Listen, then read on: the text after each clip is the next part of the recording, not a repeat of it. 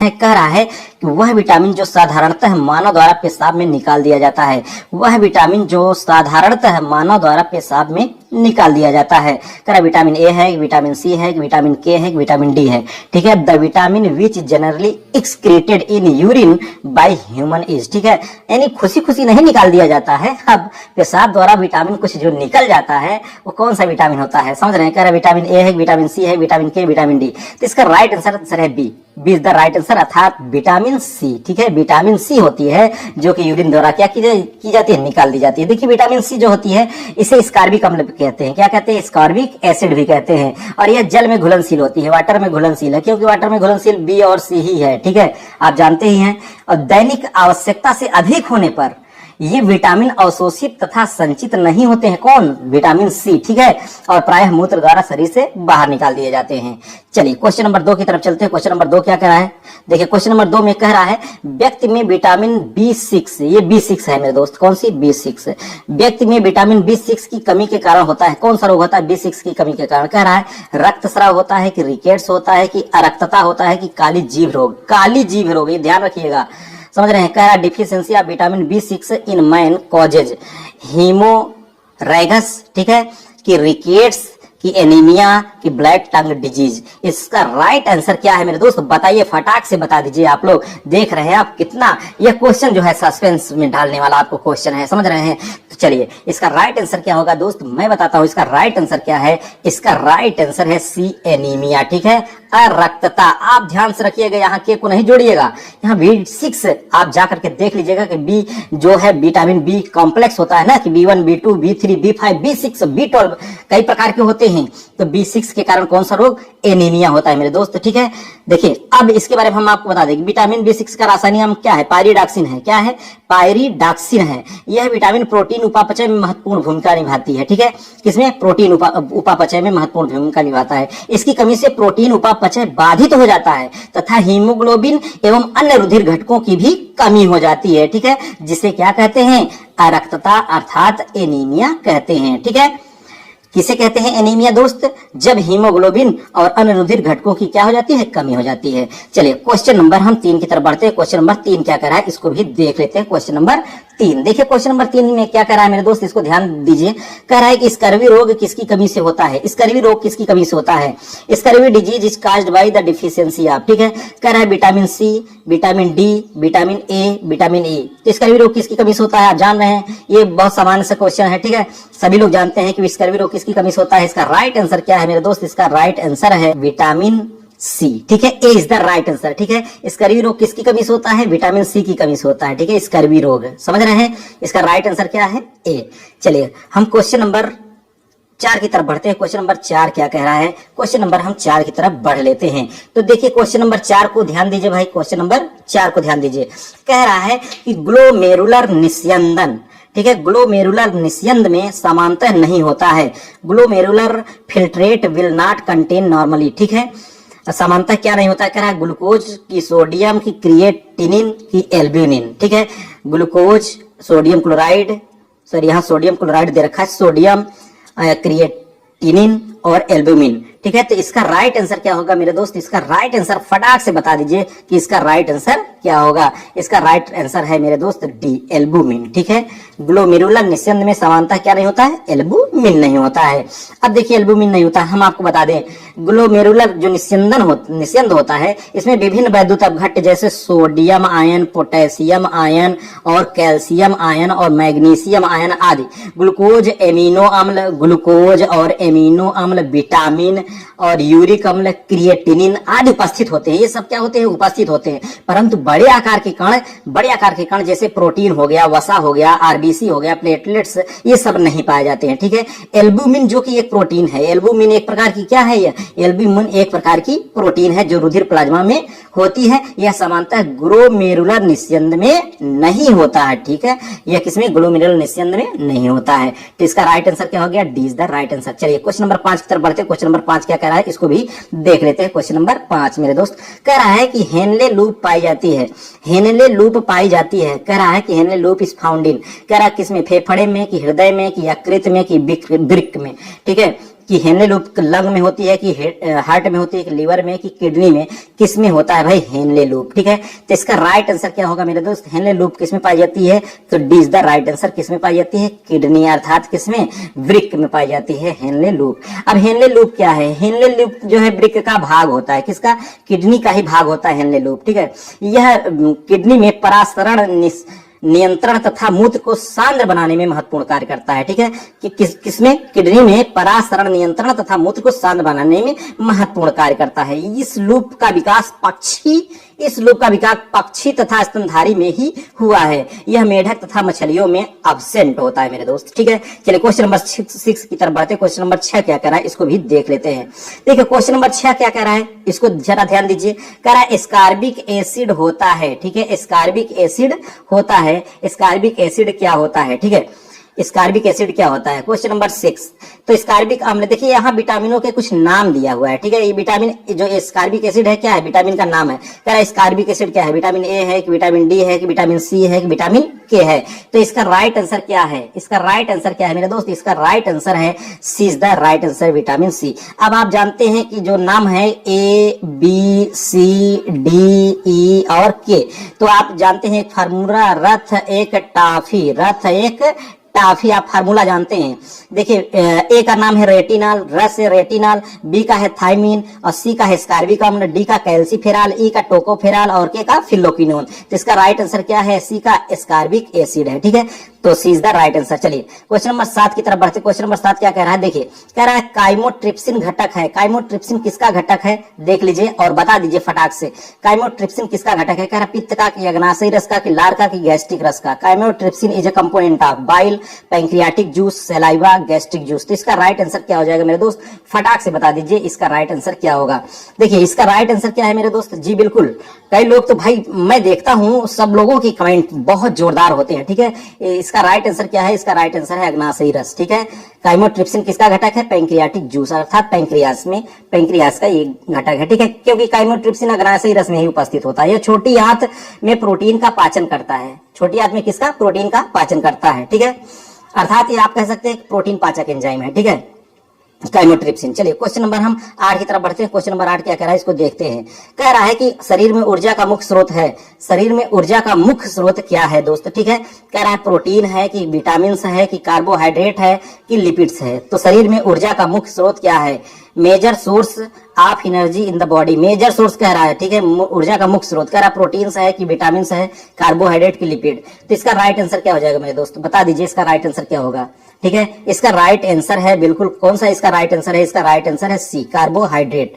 ठीक है, carbohydrate is the right answer. ठीक है, देखिए शरीर में ऊर्जा का मुख्य स्रोत आप जानते हैं कार्बोहाइड्रेट होता है। ठीक है, कैसे? क्योंकि शरीर में ऊर्जा की कमी होने पर सबसे पहले कार्बोहाइड्रेट का ही उपयोग होता है। किसका उपयोग होता है? कार्बोहाइड्रेट। ठीक है, इसका सामान जो आप जानते हैं कि इसमें जो घटक होते हैं CHO, कार्बन हाइड्रोजन ऑक्सीजन चो, समझ रहे हैं।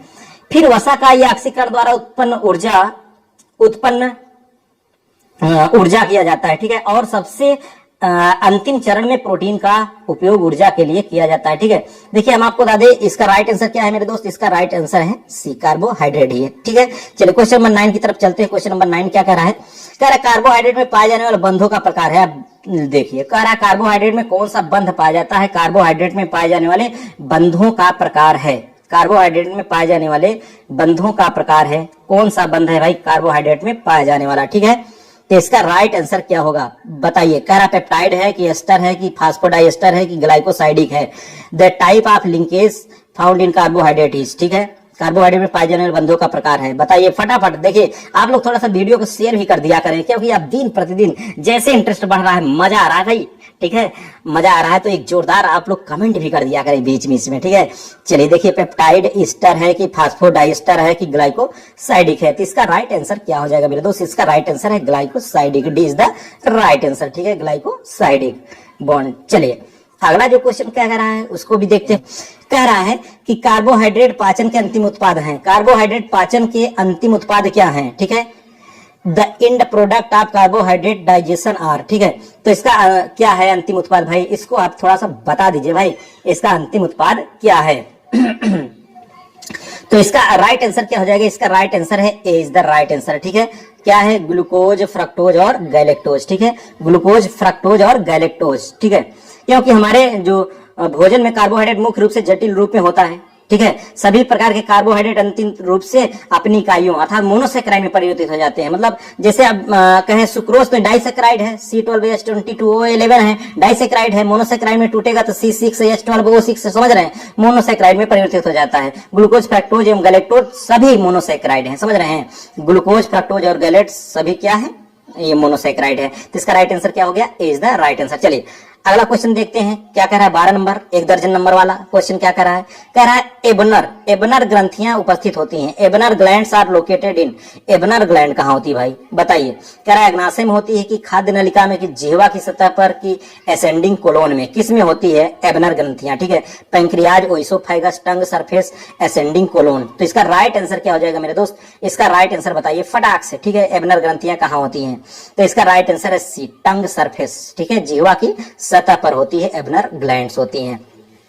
अभी क्या होती हैं मैं बताता हूं कि एबनर ग्रंथियां जिह्वा की सतह पर पाई जाती हैं। ये ग्रंथियां जिह्वा की सर्कमवायलेट, जिह्वा की कहां? सर्कमवायलेट तथा फोलिएट पैपिली पर पाई जाती हैं। सर्कमवायलेट तथा फोलिएट पैपिली पर पाई जाती हैं, जो सीरस तथा लिंगुअल लाइपेज का श्रवण करती है। सीरस और तथा लिंगुअल लाइपेज का क्या करती है? श्रवण करती है। ठीक है, चलिए क्वेश्चन नंबर 13 की तरफ बढ़ते हैं। क्वेश्चन नंबर 13 क्या कह रहा है, इसको भी देख लेते हैं। कह रहा है फंक्शनल यूनिट ऑफ किडनीज। ठीक है, यानी functional unit of kidney is. Brick की कार्यात्मक इकाई क्या है? ब्रिक, किडनी की कार्यात्मक इकाई क्या है? ठीक है, बताना है। कह रहा है कि न्यूरॉन है, कि नेफ्रॉन है, कि ग्लोमेरुलस है, कि पेल्विस है? तो इसका राइट आंसर क्या है? किडनी की इकाई क्या है भाई? Functional unit of kidney, kidney की क्रियात्मक इकाई क्या है? इसका राइट आंसर है बी, नेफ्रॉन। ठीक है, इसका राइट आंसर क्या है भाई? नेफ्रॉन। ठीक है, देखिए ब्रिक की संरचनात्मक तथा क्रियात्मक इकाई नेफ्रॉन ही होती है, संरचनात्मक और क्रियात्मक। ठीक है, अब प्रत्येक किडनी में लगभग 1 मिलियन, कितना? 1 मिलियन नेफ्रॉन होते हैं। क्या होते हैं? नेफ्रॉन होते हैं 1 मिलियन, समझ रहे हैं। और नेफ्रॉन में कई भाग होते हैं, जैसे हो गया बाउमेंस का एप्सूल, हो गया पीसीटी और डीसीटी, लूप ऑफ हेनले और सीटी, समझ रहे हैं, ये सारे भाग हैं इसके। चलिए क्वेश्चन नंबर 14 की तरफ बढ़ते हैं। क्वेश्चन नंबर 14 क्या कर रहा है, इसको देखते हैं। कह रहा है स्तनधारियों में वृक्कों का कार्य किसको उत्सर्जित करना है? स्तनधारियों में वृक्कों का कार्य किसको उत्सर्जित करना है, ऐसा कह रहा है। तो इसका राइट आंसर क्या हो जाएगा? कह रहा है mammalian kidney serve to excrete. ठीक है, तो देख लीजिए और बताइए इसका फटाक से इसका आंसर क्या होगा। स्तनधारियों में वृक्कों का कार्य किसको उत्सर्जित करना होता है? कह रहा अत्यधिक लवण यूरिया तथा जल का उत्सर्जन करता है, कि अत्यधिक लवण जल तथा अमीनो अम्ल का उत्सर्जन करता है, अत्यधिक जल यूरिया तथा अमीनो अम्ल का, ऊपरी में कोई नहीं। तो इसका राइट आंसर क्या हो जाएगा भाई? A is the right answer. ठीक है, अत्यधिक लवण यूरिया तथा जल, excess salt urea and excess water. ठीक है, तो इसका राइट आंसर क्या हो गया? A is the right answer. ठीक है, चलिए क्वेश्चन नंबर हम 15 की बात करते हैं। क्वेश्चन नंबर 15 क्या कह रहा है उसको भी देख लेते हैं।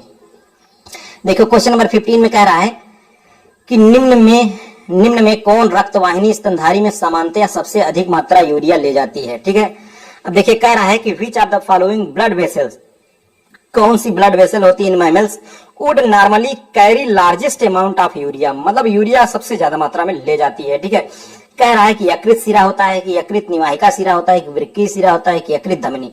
कह रहा है हेपेटिक वेन, कि हेपेटिक पोर्टल वेन, कि रीनल वेन, कि हेपेटिक आर्टरी होता है। तो इसका राइट आंसर क्या हो जाएगा मेरे दोस्त? इसका राइट आंसर फटाक से बता दीजिए। इसका राइट आंसर हम आपको बताते हैं, इसका राइट आंसर है हेपेटिक वेन। ठीक है, यकृत सिरा होती है जो सबसे ज्यादा ले जाती है। ठीक है, यूरिया। देखिए अब बात करें अगर हम, जो लीवर होता है, लीवर में ऑर्निथिन चक्र होता है, ऑर्निथिन चक्र होता है। ठीक है, ऑर्निथिन साइकिल, ये और इसी के द्वारा बनी हुई यूरिया यकृत सिरा अर्थात हिपैटिक वेन द्वारा यकृत से वृक्क में जाती है। ठीक है, कहां से? लीवर से किडनी में जाती है। अतः जो यकृत सिरा होती है, ठीक है, यकृत सिरा जो हिपैटिक वेन होती है, इसमें यूरिया की मात्रा अधिक होती है। ठीक है, और जबकि रीनल वेन में यूरिया की मात्रा सबसे कम होती है। किसमें? रीनल वेन में यूरिया की मात्रा सबसे कम होती है, हेपेटिक वेन में यूरिया की मात्रा सबसे ज्यादा होती है। ठीक है, चलिए क्वेश्चन नंबर 16 की तरफ बढ़ते हैं। क्या कह रहा है क्वेश्चन नंबर 16? ठीक है, फटाफट थोड़ा सा वीडियो को भी आप लोग लाइक कर दीजिए भाई, जिससे थोड़ा सा ऊर्जा आ जाए। फटाफट वीडियो को भी एक बार लाइक कर दीजिए।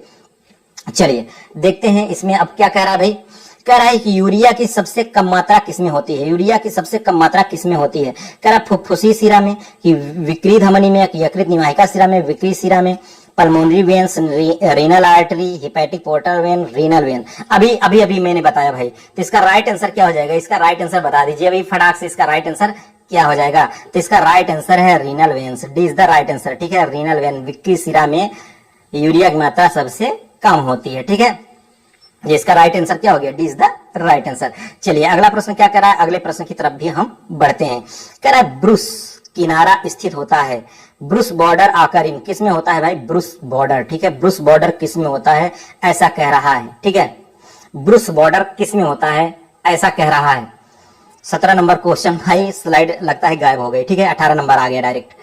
तो किस में होता है ब्रूस बॉर्डर? इसका राइट आंसर क्या होगा? कह रहा है कि बोमेंस कैप्सूल में, कि पीसीटी में, पीसीटी में प्रॉक्सिमल कन्वोलेटेड ट्यूब्यूल, ठीक है, पीसीटी में, कि डीसीटी में, डीसीटी में, ठीक है, डिस्टल कन्वोलेटेड ट्यूब्यूल की लूप ऑफ हेनले, ठीक है। तो इसका राइट आंसर क्या हो जाएगा? इसका राइट आंसर फटाक से बताइए भाई, इसका राइट आंसर क्या होगा? तो इसका राइट आंसर है बी, पीसीटी में, ठीक है। किसमें? पीसीटी, प्रॉक्सिमल कन्वोलेटेड, यानी दूरस्थ कुंडलित नलिका, प्रॉक्सिमल सॉरी दूरस्थ नहीं, समीपस्थ कुंडलित नलिका, ठीक है, प्रॉक्सिमल कन्वोलेटेड ट्यूब्यूल्स, ठीक है। तो B is the right answer, B is the right answer, ठीक है। चलिए अगला क्वेश्चन क्या कर रहा है, अगले प्रश्न की तरफ चलते हैं, 19 नंबर की तरफ। कह रहा है मानव आहार नाल के किस भाग में एंटमीबा हिस्टोलेटिका की ट्रोफोजाइट प्रावस्था रहती है? मानव आहार नाल के किस भाग में एंटमीबा हिस्टोलेटिका की ट्रोफोजाइट प्रावस्था रहती है? कह रहा है कोलन में रहती है, कि यकृत में, या कामाशय की मलाशय में, ठीक है। In which part of alimentary canal of man trophozoite of entamoeba histolytica live? Colon, liver, stomach और रेक्टम। तो इसका राइट आंसर क्या होगा मेरे दोस्त? इसका राइट आंसर हम आपको बता दें, इसका राइट आंसर है colon, is the right answer. कहां होते हैं?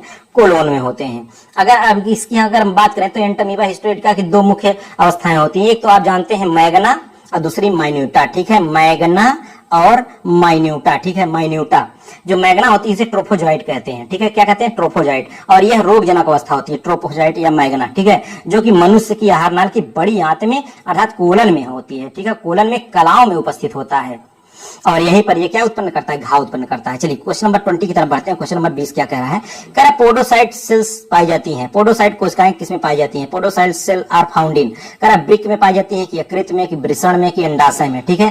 पोडोसाइट सेल्स कहां पाई जाती हैं, ठीक है, बता दीजिए कहां होती हैं पोडोसाइट सेल्स, ठीक है। तो इसका राइट आंसर है पोडोसाइट सेल कहां पाई जाती है भाई? किडनी में पाई जाती है, अर्थात वृक्क में पाई जाती हैं पोडोसाइट सेल, ठीक है। Is the right answer. चलिए क्वेश्चन नंबर 21 की बात करते हैं। क्वेश्चन नंबर 21 क्या कह रहा है? कह रहा है जल तथा सोडियम आयन का पुनर्वशोषण एक साथ होता है, ठीक है। जल तथा सोडियम आयन का पुनर्वशोषण एक साथ होता है, कह रहा बोमेन आउटपुट में, पीसीटी में, डीसीटी में, हेनले लूप के आरोही हिस्से में। कह रहा the absorption of sodium ion and water together आकर इन किस में होता है भाई? तो इसका राइट आंसर क्या हो जाएगा? बताइए फटाक से बताइए, ठीक है। कह रहा bowmen capsule, PCT, DCT, ascending limb of Henle loop, ठीक है। तो इसका राइट आंसर क्या होगा? बताइए। इसका राइट आंसर है पीसीटी, ठीक है। क्या है? पीसीटी, अर्थात B is the right answer, ठीक है। B is the right answer. चलिए क्वेश्चन नंबर अगला देखते हैं। क्वेश्चन नंबर अगला क्या कर रहा है? 22 नंबर का क्वेश्चन कह रहा है कि समीपस्थ कुंडलित नलिका, ठीक है, समीपस्थ कुंडलित नलिका अर्थात पीसीटी, ठीक है। समीपस्थ कुंडलित नलिका के ग्लोमेरुलर निस्यंद का रासायनिक संयोजन रुधिर प्लाज्मा में तुलनात्मक रूप में होता है।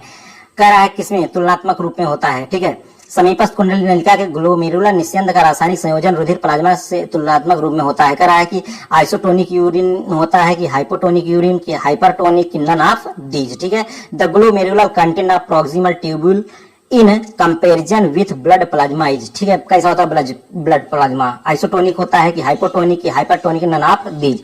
तो इसका राइट आंसर क्या है? इसका राइट आंसर है आइसोटोनिक यूरिन, ठीक है। Isotonic urine is the right answer, A is the right answer, ठीक है। चलिए क्वेश्चन नंबर हम 23 की बात करते हैं। क्वेश्चन नंबर 23 क्या कह रहा है? कह रहा है kidneys are vital organ of the body, ठीक है। Kidney are vital organ of the body because they help in, ठीक है।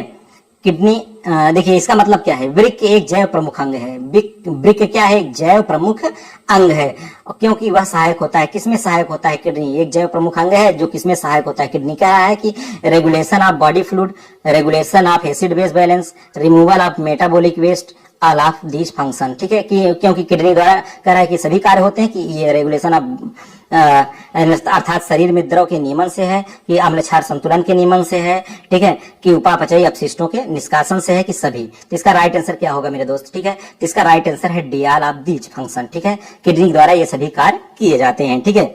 चलिए अगला 24 नंबर का क्वेश्चन क्या कर रहा है, 24 नंबर का क्वेश्चन इसको भी देख लेते हैं। 24 नंबर का क्वेश्चन क्या कह रहा है, कह रहा है निम्न से कौन सबसे शक्तिशाली वाहिका संकुचक है, निम्न से कौन सबसे शक्तिशाली वाहिका संकुचक है, ठीक है, which of these is the most potent वासो कंस्ट्रक्टर इन आवर बॉडी, ठीक है, कह रहा है angiotensin first, cortisol, angiotensin second और एसिटाइल कोलाइन, ठीक है। तो इसका राइट आंसर क्या हो जाएगा बता दीजिए एक बार फटाफट। थोड़ा सा देखिए संख्या थोड़ा सा और बढ़ा दीजिए, थोड़ा और संख्या बढ़ा दीजिए तो मजा आ जाए भाई, ठीक है, क्योंकि थोड़ा सा ऊर्जा हमारी समाप्त होने लगती है कभी कभी, ठीक है। चलिए देख लेते हैं एक बार फिर से ऊर्जावान होइए और देखिए इसका राइट आंसर क्या हो जाएगा भाई, इसका राइट आंसर है C is the right answer, ठीक है। क्या, एंजियोटेंसिन सेकेंड है, सबसे शक्तिशाली वाहिका संकुचक है, ठीक है। चलिए अब देखते हैं ये क्या है भाई। देखिए एंजियोटेंसिन सेकेंड जो होता है, हम आपको बता दें कि यह रुधिर वाहिनियों को संकुचित करता है तथा रुधिर दाब को भी बढ़ाता है, समझ रहे हैं, अतः इसे वाहिका संकुचक भी कहते हैं। चलिए क्वेश्चन नंबर 25 की तरफ चलते हैं। 25 क्या कह रहा है, कह रहा है रेनिन का स्रावण होता है, रेनिन का स्रावण कहाँ होता है, रेनिन इज सिक्रेटेड बाय, कह रहा है कि रेनिन किसके द्वारा स्रावित होता है, cells in the macula densa, cells in the proximal tubules, cells in the distal tubules, और अगला कह रहा है जक्सटैग्लोमेरुलर सेल्स, ठीक है। अब इसका राइट आंसर क्या हो जाएगा, कह रहा है सघन मैकुला में स्थित कोशिकाओं द्वारा, समीपस्थ नलिका में स्थित कोशिकाओं द्वारा, दूरस्थ नलिका में स्थित कोशिकाओं द्वारा, गुच्छासन कोशिकाओं द्वारा, ठीक है। तो इसका राइट आंसर क्या हो जाएगा, इसका राइट आंसर है D is the right answer, गुच्छासन कोशिकाओं द्वारा, ठीक है, गुच्छासन कोशिकाओं द्वारा। रेनिन का स्रावण होता है किसके द्वारा, गुच्छासन कोशिकाओं द्वारा, ठीक है। चलिए क्वेश्चन नंबर 26 की तरफ बढ़ते हैं। क्वेश्चन नंबर 26 क्या कह रहा है, कह रहा है यकृत में यूरिया का संश्लेषण होता है, ठीक है, यकृत में यूरिया का संश्लेषण होता है, synthesis of urea in liver takes place by, किसके द्वारा होता है, क्या नाइट्रोजन चक्र द्वारा, क्रेब्स चक्र द्वारा, ग्लाइकोलाइसिस द्वारा, कि ऑर्निथिन साइकिल द्वारा। तो इसका राइट आंसर क्या हो जाएगा भाई, इसका राइट आंसर क्या हो जाएगा, फटाक से बता दीजिए इसका राइट आंसर क्या हो जाएगा। इसका राइट आंसर हम आपको बता देते हैं मेरे दोस्त, इसका राइट आंसर है डी, ऑर्निथिन साइकिल द्वारा, ठीक है। यकृत में यूरिया का संश्लेषण किसके द्वारा होता है, ऑर्निथिन चक्र द्वारा होता है, ठीक है, D is the right answer. चलिए क्वेश्चन नंबर 27 की तरफ बढ़ते हैं। 27 नंबर क्या कह रहा है उसको भी देख लेते हैं। देखिए 27 नंबर में कह रहा है ग्लूकोज का पाचन किस जगह से प्रारंभ होता है, ग्लूकोज का पाचन किस जगह से प्रारंभ होता है, ऐसा कह रहा है। कह रहा है मुख्य गुहा से प्रारंभ होता है, कि आमाशय से प्रारंभ होता है, कि छोटी आंत से, कि इनमें से कोई नहीं, ठीक है। Eight which place digestive of glucose starts, ठीक है, कह रहा है बक्कल कैविटी, की स्टोमक, स्मॉल इंटेस्टाइन, की नन ऑफ दीज, ठीक है। ग्लूकोज का पाचन किस जगह से प्रारंभ होता है बता दीजिए, क्वेश्चन बहुत बार आया है, ठीक है मेरे दोस्त, ये क्वेश्चन बहुत बार आया है। तो चलिए इसमें बहुत लोग कंफ्यूजन भी होते हैं, ठीक है, लिख देंगे मुख गुहा से होता है, सर कैसे होता है, समझ रहे हैं। अब देखिए इसका राइट आंसर है D, none of these, glucose का पाचन किस जगह से होता है, नन ऑफ दीज, इनमें से कौन नहीं, न मुख गुहा से, न आमाशय से, न छोटी आंत से। तो होता कहां से मैं बताता हूं, देखिए इसका होबे नहीं करता है। देखिए हमारे भोजन में जो कार्बोहाइड्रेट है, ये ग्लूकोज एक प्रकार का क्या है, मोनोसैकेराइड है, जो कि कार्बोहाइड्रेट का ही रूप है। हमारे भोजन में कार्बोहाइड्रेट पॉलीसैकेराइड, जो डाइसैकेराइड तथा मोनोसैकेराइड के रूप में होते हैं, किसके रूप में, पॉलीसैकेराइड और डाइसैकेराइड और मोनोसैकेराइड के रूप में होते हैं, ठीक है। मोनोसैकेराइड सबसे छोटे कार्बोहाइड्रेट होते हैं, मोनोसैकेराइड जो होते हैं सबसे छोटे कार्बोहाइड्रेट होते हैं, जैसे C6H12O6, ठीक है, सबसे छोटा कार्बोहाइड्रेट है। ये ग्लूकोज का तो फार्मूला है मोनोसैकेराइड, समझ रहे हैं। इनका कोई पाचन नहीं होता मोनोसैकेराइड का, समझ रहे हैं, ग्लूकोज मोनोसैकेराइड है, अतः इनका पाचन नहीं होता है। कार्बोहाइड्रेट का पाचन मुख्य गुहा में शुरू होता है, किसका, कार्बोहाइड्रेट का पाचन होता है। अब समझिए कार्बोहाइड्रेट का पाचन कहां से होता है, मुख्य गुहा में। कार्बोहाइड्रेट मैंने बताया CHO, जहां इससे पॉलीसैकेराइड, डाइसैकेराइड, समझ रहे हैं, पॉलीसैकेराइड और डाइसैकेराइड, लेकिन ये किस रूप में है, मोनोसैकेराइड, क्योंकि हम आपको बता दें वो टूट जाते हैं छोटे छोटे अंगों में, जब टूट गए तब उनका कहां से होगा, वो तो अवशोषित कर लिए जाते हैं, समझ रहे हैं।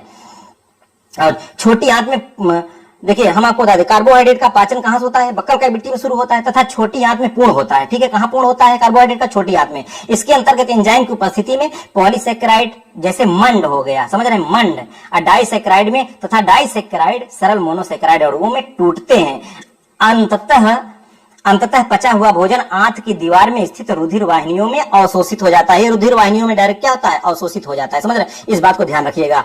अब आप सोचेंगे इसमें कुछ टाइम ज्यादा चला गया, लेकिन मैं समझाने का प्रयास किया आपको, ठीक है। उम्मीद करता हूं आपको समझ में आया होगा। चलिए क्वेश्चन नंबर 28 की तरफ चलते हैं। क्या कह रहा है, कह रहा है यकृत कई कार्य करता है, उनमें से एक कार्य है, यकृत कई कार्य करता है, उनमें से एक कार्य है। कह रहा है कौन सा कार्य है, कह रहा है ऊतक लयन, प्रोटीनों का पाचन, ग्लाइकोजेनेसिस और लवण संतुलन बनाए रखना। ठीक है, कि liver performs several function, one of these function. ठीक है, कह रहा है हिस्टोलाइसिस है, डाइजेशन ऑफ प्रोटीन्स है, ग्लाइकोजेनेसिस है, कि मेंटेनिंग साल्ट बैलेंस है। ठीक है, यकृत का उनमें से एक कार्य कौन सा है, बहुत कार्य करता है, इनमें से ये भी एक कार्य यकृत का क्या है, बता दीजिए, फटाक से बताइए भाई, इसका राइट आंसर क्या हो जाएगा। तो इसका राइट आंसर है glycogenesis. C is the right answer, glycogenesis. ठीक है, देखिए मैं आपको बताता हूं कि जो कार्बोहाइड्रेट होता है उपापचय का प्रमुख केंद्र यकृत होता है। ठीक है, कार्बोहाइड्रेट उपापचय का प्रमुख केंद्र कौन होता है, लीवर होता है। कार्बोहाइड्रेट के जो उपापचय से संबंधित चरण इस प्रकार के होते हैं, जैसे ग्लाइकोजेनेसिस है, ग्लाइकोजेनेसिस ग्लूकोज से ग्लाइकोजन का निर्माण करता है। ग्लूकोज से किसमें,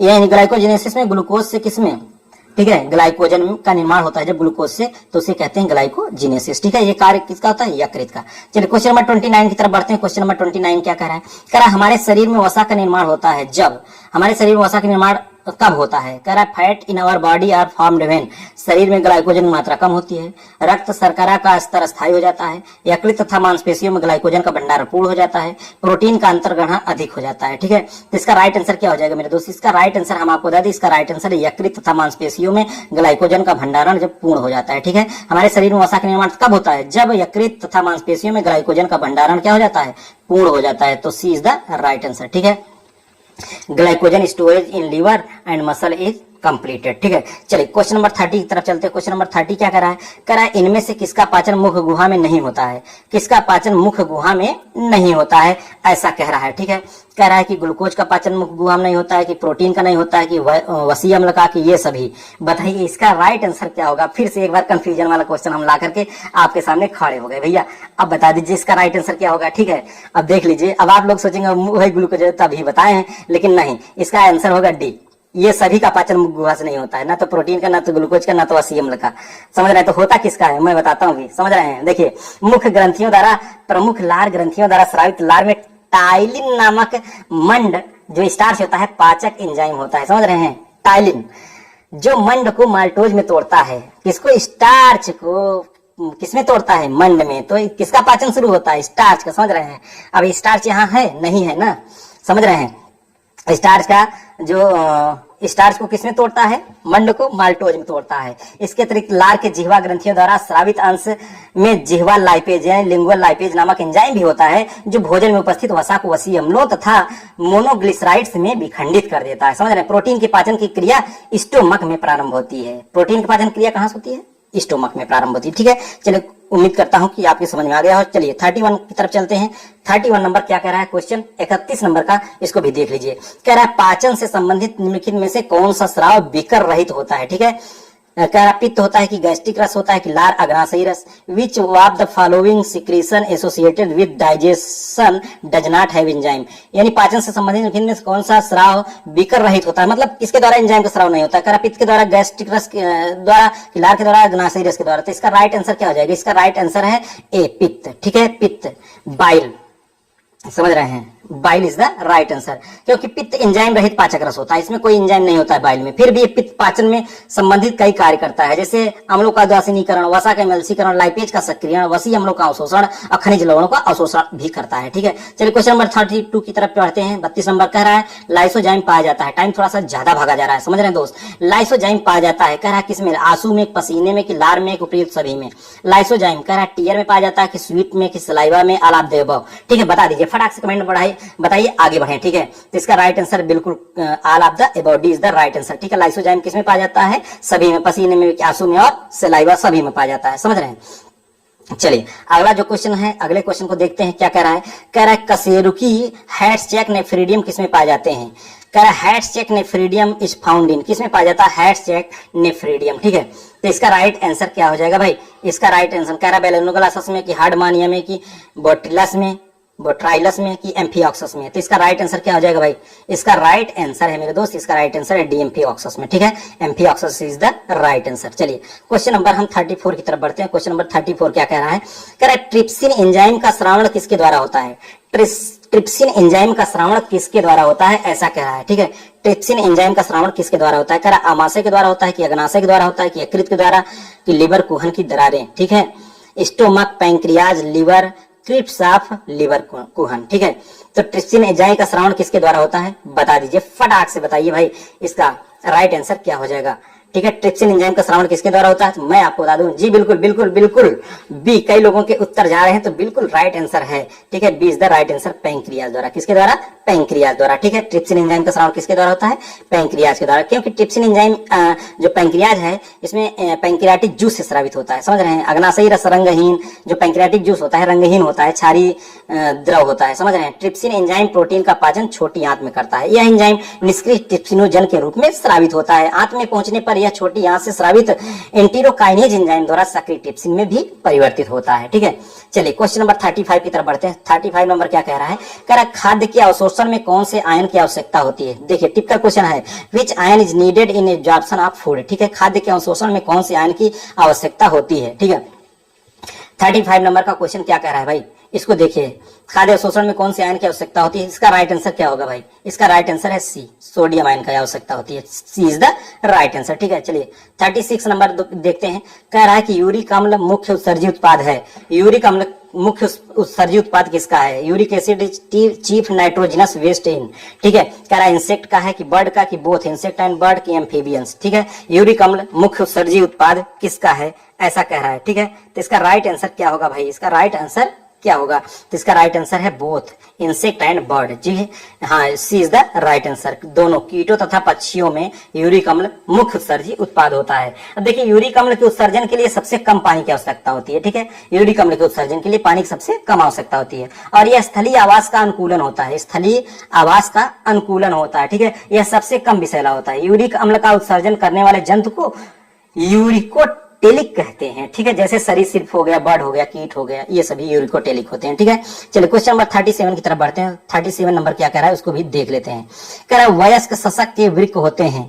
the kidney of adult rabbit are, rabbit की किडनी कैसी होती है? कह रहा है आप स्थोनेफ्रस की प्रोनेफ्रस की मीजोनेफ्रस मेटानेफ्रस कैसी होती है भाई? किडनी, रैबिट की किडनी कैसी होती है, यहाँ पूछ रहा है।